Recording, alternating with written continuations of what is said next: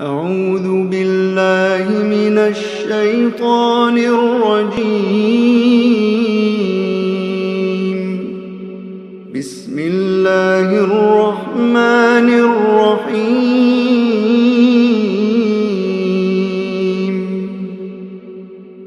الحمد لله الذي أنزل على عبده الكتاب ولم يجعل له عوجا قيما لينذر بأسا شديدا من لدنه ويبشر المؤمنين الذين يعملون الصالحات أن لهم أجرا حسنا ماكثين فيه أبدا وينذر الذين قالوا اتخذ الله ولدا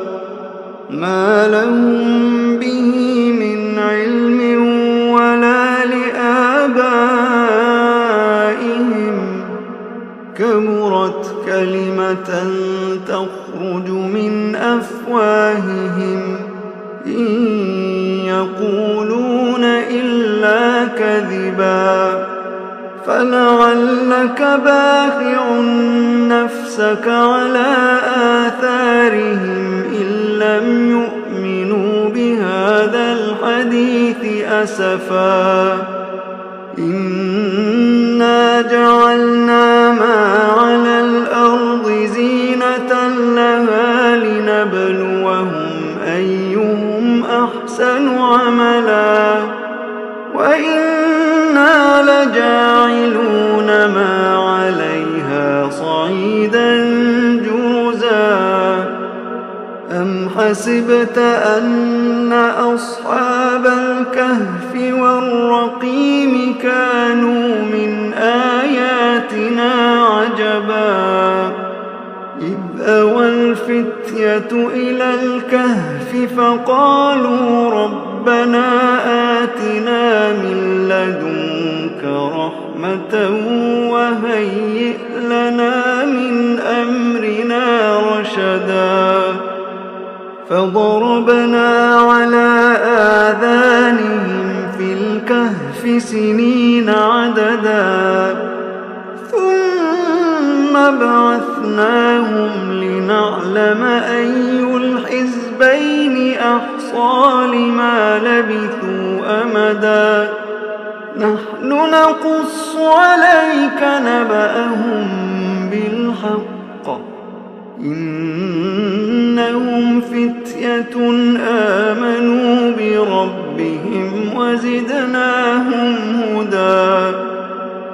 وربطنا على قلوبهم إذ قاموا فقالوا ربنا رب السماوات والأرض لن ندعو من دونه إلها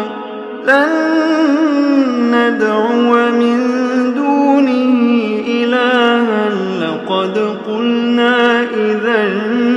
شططا هؤلاء قوم اتخذوا من دونه آلهة لولا يأتون عليهم بسلطان بين فمن أظلم ممن افترى على الله كذبا وإذ اعتزلتموهم وما يعبدون إلا الله فأووا إلى الكهف ينشر لكم ربكم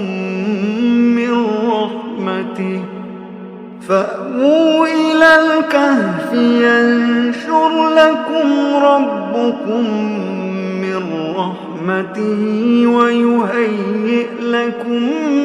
من أمركم مرفقا وترى الشمس إذا طلعت تزاور عن كهفهم ذات اليمين وإذا غربت وإذا غربت تقرضهم ذات الشمال وهم في فجوة منه. ذلك من آيات الله. من يهد الله فهو المهتد ومن يضلل فلن تجد له وليا مرشدا. وتحسبهم أيقاظا وهم رقود ونقلبهم ذات اليمين وذات الشمال وكلبهم باسط ذراعيه بالوصيد. لو اطلعت عليهم لوليت منهم فرارا ولملئت منهم رعبا. وكذلك بعثناهم ليتساءلوا بينهم. قال قائل منهم كم لبثتم؟ قالوا لبثنا يوما أو بعض يوم. قالوا ربكم أعلم بما لبثتم فابعثوا أحدكم بورقكم هذه إلى المدينة فلينظر أيها أزكى طعاما فليأتكم برزق منه وليتلطف ولا يشعرن بكم أحدا. إنهم إن يظهروا عليكم يرجموكم أو يعيدوكم في ملتهم ولن تفلحوا إذا أبدا. وكذلك أعثرنا عليهم ليعلموا أن وعد الله حق وأن الساعة لا ريب فيها. إذ يتنازعون بينهم أمرهم فقالوا بنوا عليهم بنيانا ربهم أعلم بهم. قال الذين غلبوا على أمرهم لنتخذن عليهم مسجدا.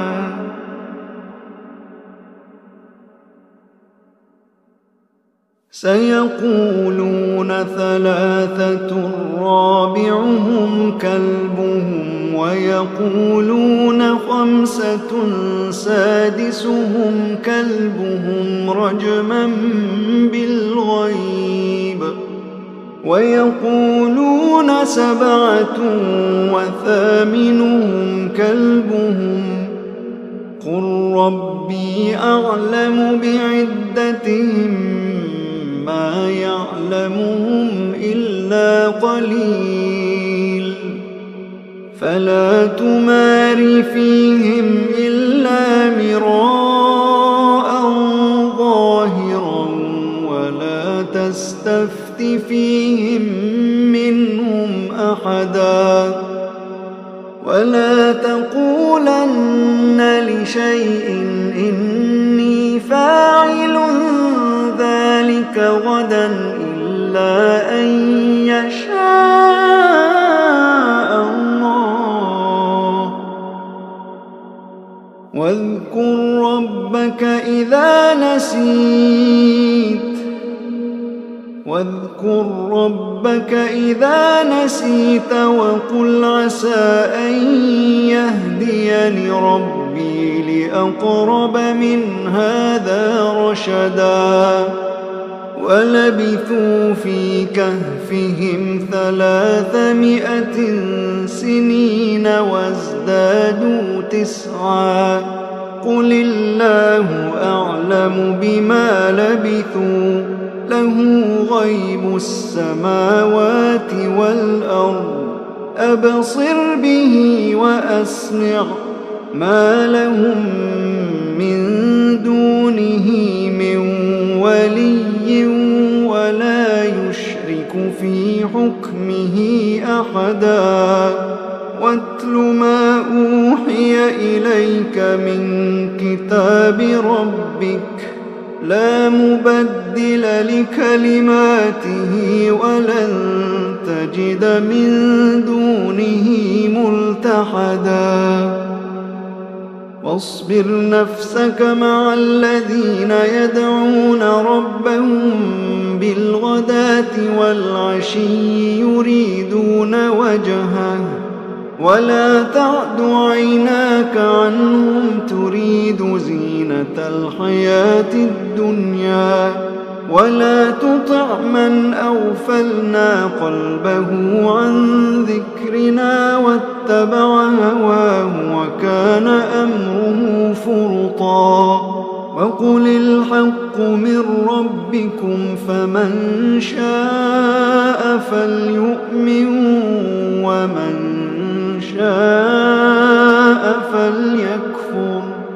إنا أعتدنا للظالمين نارا أحاط بهم سرادقها وإن يستغيثوا يغاثوا بماء كالمهل يشوي الوجوه بئس الشراب وساءت مرتفقا إن الذين آمنوا وعملوا الصالحات إنا لا نضيع أجر من أحسن عملا أولئك لهم جنات عدن تجري من تحتهم الأنهار يحلون فيها من أساور من ذهب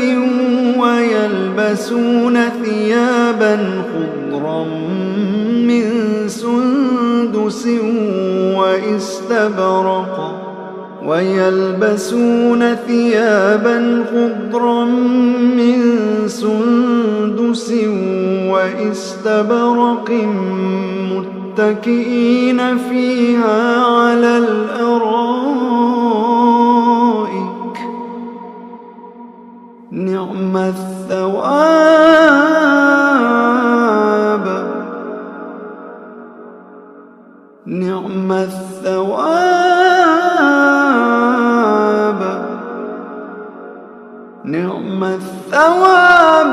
وحسنت مرتفقا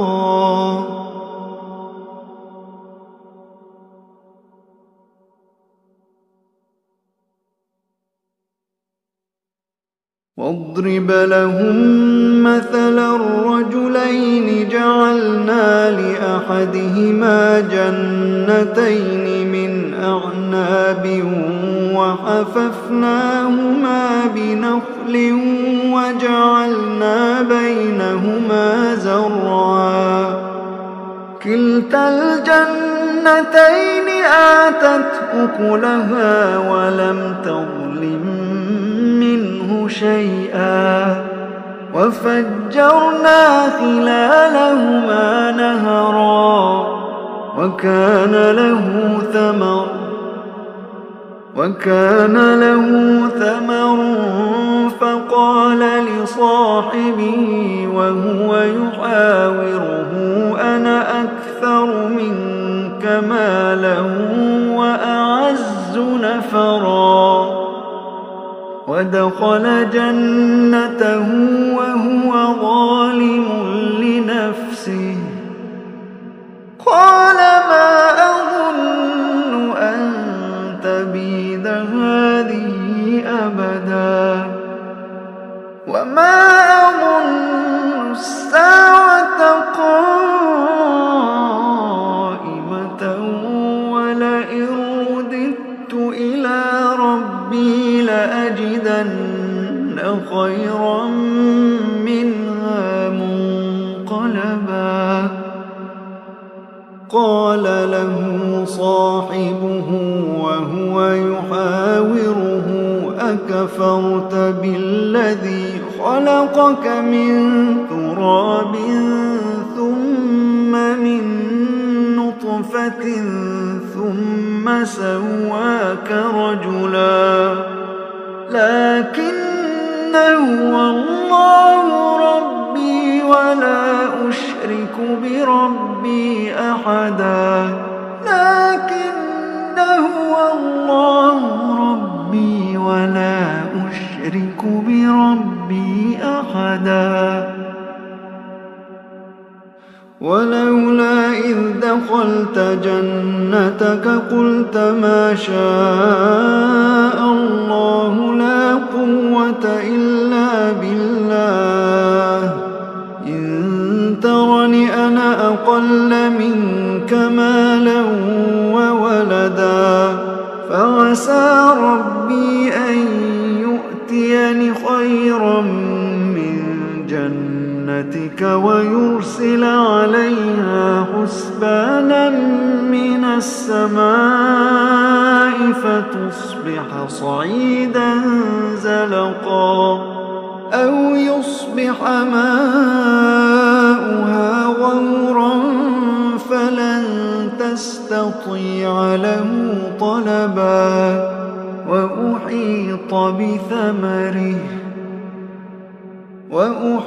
بثمره فأصبح يقلب كفيه على ما أنفق فيها وهي خاوية على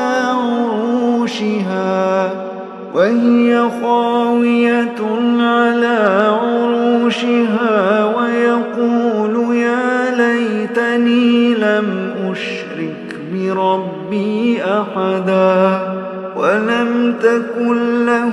فئة ينصرونه من دون الله وما كان منتصرا هنالك الولاية لله الحق هو خير ثوابا وخير عقبا واضرب لهم مثل الحياة الدنيا كماء أنزلناه من السماء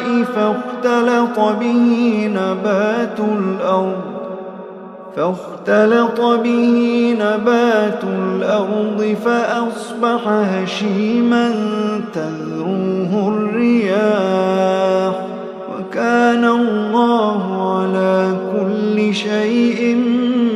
مقتدرا المال والبنون زينة الحياة الدنيا والباقيات الصالحات خير عند ربك ثوابا وخير أملا ويوم نسير الجبال وترى الأرض بارزة وحشرناهم فلم نغادر منهم أحدا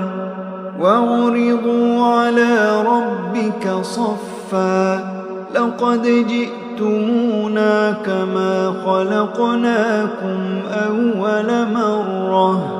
بل زعمتم أن لن نجعل لكم موعدا ووضع الكتاب فترى المجرمين مشفقين مما فيه ويقولون يا ويلتنا ما لهذا الكتاب لا ما لهذا الكتاب لا يغادر صغيرة ولا كبيرة إلا أحصاها ووجدوا ما عملوا حاضرا ولا يظلم ربك أحدا وإذ قلنا للملائكة اسجدوا لآدم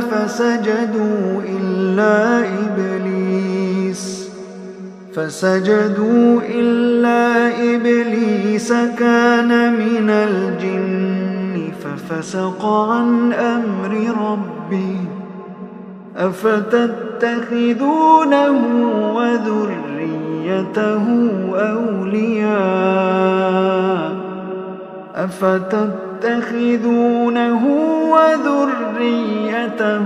أولياء من دوني وهم لكم عدو بئس للظالمين بدلا ما أشهدتهم خلق السماوات والأرض ولا خلق أنفسهم وما كنت متخذ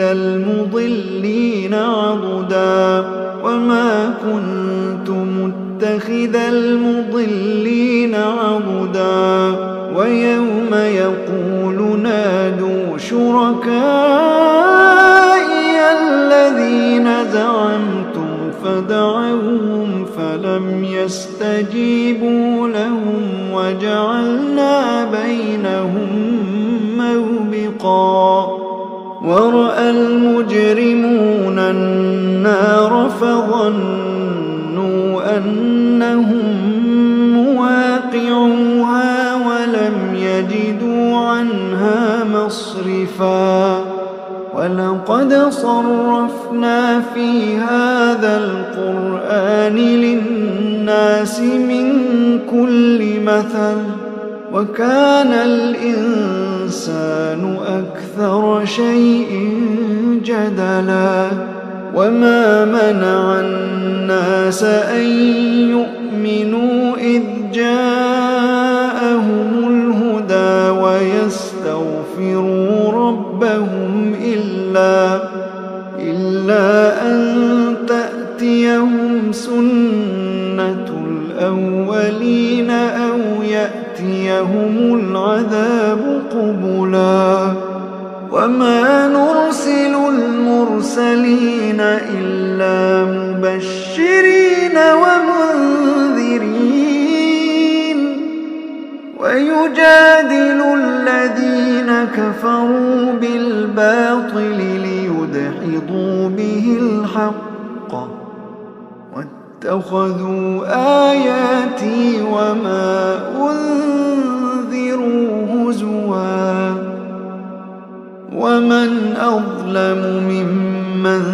ذكر بآيات ربه فأعرض عنها ونسي ما قدمت يداه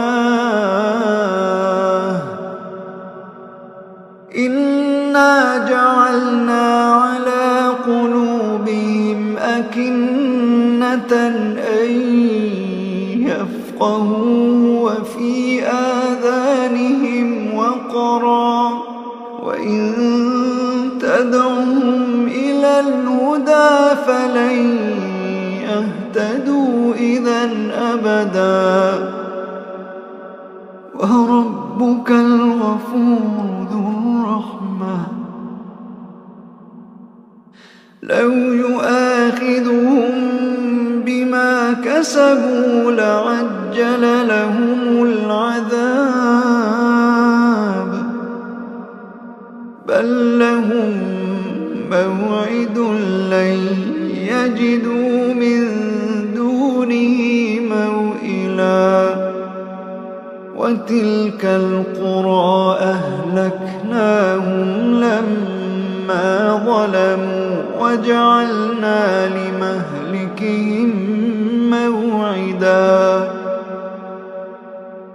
وإذ قال موسى لفتاه لا أبرح حتى أبلغ مجمع البحرين أو أمضي حقبا فلما بلغا مجمع بينهما نسيا حوتهما فاتخذ سبيله في البحر سربا فلما جاوزا قال لفتاه آتنا غداءنا لقد لقينا من سفرنا هذا نصبا قال أرأيت إذ أوينا إلى الصخرة فإني نسيت الحوت وما أنسانيه إلا الشيطان أن أذكره واتخذ سبيله في البحر عجبا قال ذلك ما كنا نبغ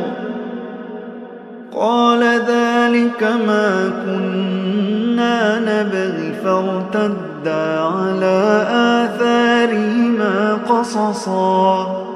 فوجدا عبدا من عبادنا آتيناه رحمة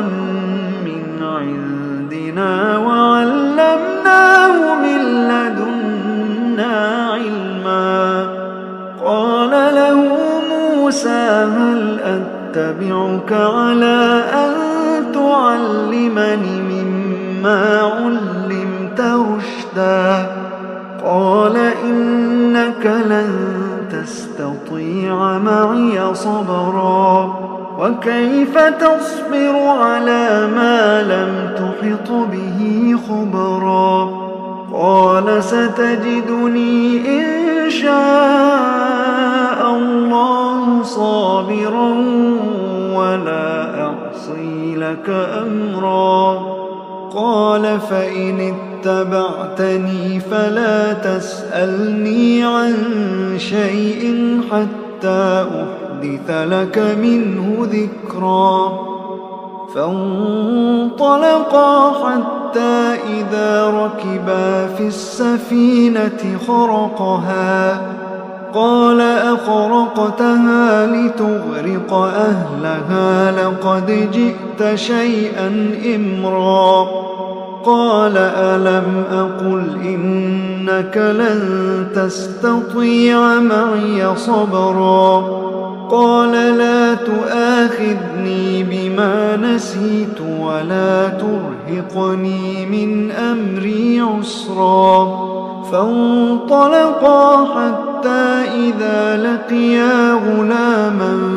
فقتله قال أقتلت نفسا زكية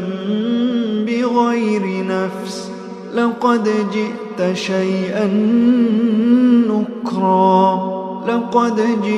شيئا نكرا قال ألم أقل لك إنك لن تستطيع معي صبرا قال إن سألتك عن شيء بعدها فلا تصاحبني قد بلغت من لدني عذرا فانطلقا حتى إذا أتيا أهل قرية استطعما أهلها فأبوا أن يضيفوهما فوجدا فيها جدارا يريد أن ينقض فأقامه قال لو شئت لاتخذت عليه أجرا قال هذا فراق بيني وبينك سأنبئك بتأويل ما لم تستطع عليه صبرا أما السفينة فكانت لمساكين يعملون في البحر فأردت أن أعيبها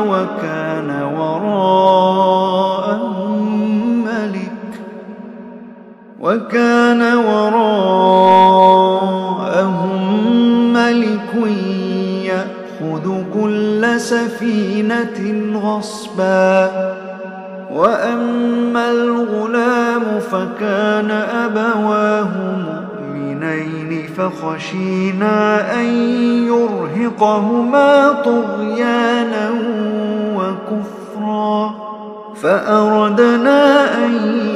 يبدلهما ربهما خيرا منه زكاة وأقرب رحما. وأما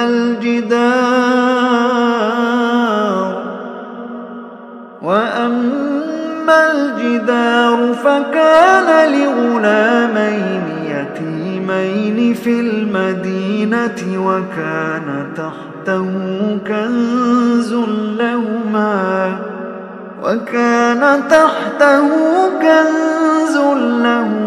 وكان أبوهما صالحا، فأراد ربك أن يبلغا أشدهما ويستخرجا كنزهما رحمة من ربك، وما فعلته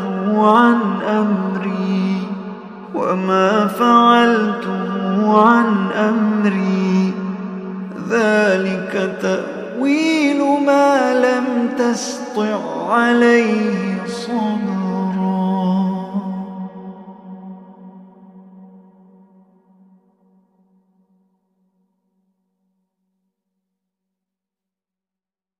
ويسألونك عن ذي القرنين قل سأتلو عليكم منه ذكرا. إنا مكنا له في الأرض وآتيناه من كل شيء سببا، فأتبع سببا حتى إذا بلغ مغرب الشمس وجدها تغرب في عين حمئة ووجد عندها قوما.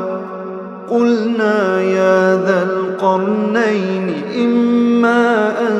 تعذب وإما أن تتخذ فيهم حسنا. قال أما من ظلم فسوف نعذبه ثم يرد إلى ربه فيعذبه عذابا نكرا. وأما من آمن وعمل صالحا فله جزاء الحسنى وسنقول له من أمرنا يسرا. ثم أتبع سببا حتى إذا بلغ مطلع الشمس وجدها تطلع على قوم لم نجعل لهم من دونها سترا. كذلك وقد أحطنا بما لديه خبرا. ثم أتبع سببا حتى إذا بلغ بين السدين وجد من دونهما قوما لا يكادون يفقهون قولا. قالوا يا ذا القرنين إن يأجوج ومأجوج مفسدون في الأرض فهل نجعل لك خرجا على أن تجعل بيننا وبينهم سدا. قال ما مكني فيه ربي خير فأعينوني بقوة أجعل بينكم وبينهم ردما. آتوني زبر زبر الحديد آتوني زبر الحديد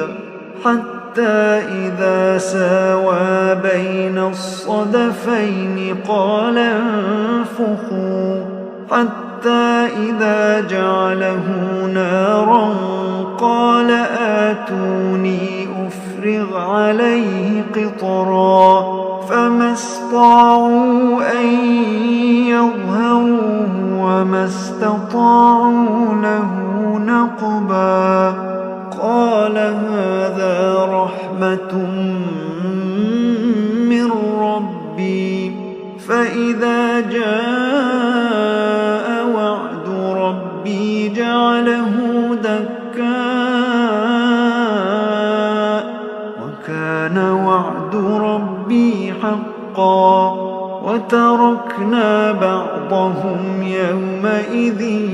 يموج في بعض ونفخ في الصور فجمعناهم جمعا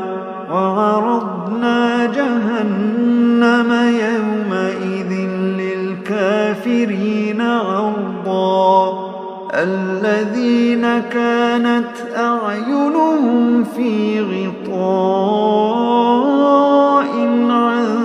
ذكري وكانوا لا يستطيعون سمعا أفحسب الذين كفروا أن يتخذوا عبادي من دوني أولياء إنا أعتدنا جهنم للكافرين نزلا قل هل ننبئكم بالأخسرين أعمالا الذين ضل سعيهم في الحياة الدنيا وهم يحسبون أنهم يحسنون صنعا أولئك الذين كفروا بآيات ربهم ولقائه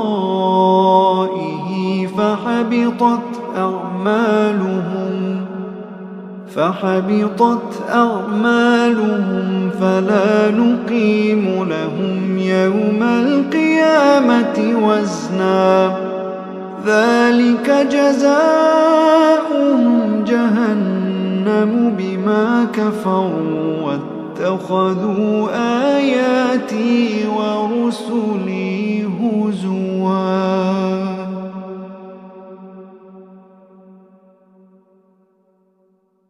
إن الذين آمنوا وعملوا الصالحات كانت لهم جنات الفردوس نزلا